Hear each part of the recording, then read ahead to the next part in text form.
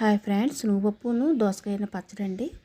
రైస్తోనైనా రోటీని చాలా బాగుంటుంది. వేడి వేడి అన్నంలో నెయ్యి వేసుకుని తింటే చాలా బాగుంటుంది, అదిరిపోద్దండి. ఇదిగోండి ఈ విధంగా అనమాట. పోపు ముందుగానే కొద్దిగా మెంతులు వేసుకోండి. దేనికైనా పులుసుకైనా పచ్చడికైనా మెంతులు వేసుకుంటే బాగుంటుంది. అలాగే పచ్చిమిర్చి వేసుకొని మీ కారాన్ని పెట్టి మీరు వేసుకోండి.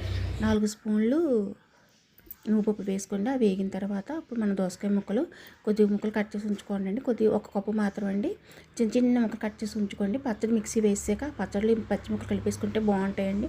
అలాగే మీ నెక్స్ట్ ఒక ఆనియన్ కూడా కలుపుకోండి. తర్వాత కరివేపాకు కొత్తిమీర వేయండి. వేసాక ఇవి కొద్దిగా వేగిపోతాయి కదండి. వేగిన తర్వాత మిక్సీలో వేసేయండి. చింతపండు నెక్స్ట్ సాల్ట్ వేసేసుకొని మిక్సీ వేసేసుకోండి. చింతపండు చూసి వేసుకోండి, ఎందుకంటే దోసకాయ కొద్దిగా పులుపు ఉంటుంది కాబట్టి. నెక్స్ట్ పోపు అనమాట. ఆవాలు, జీలకర్ర, ధనియాలు, కరివేపాకు అవన్నీ వేసుకొని కొద్దిగా కింగ్ వేసుకొని పోపు వేసుకోండి.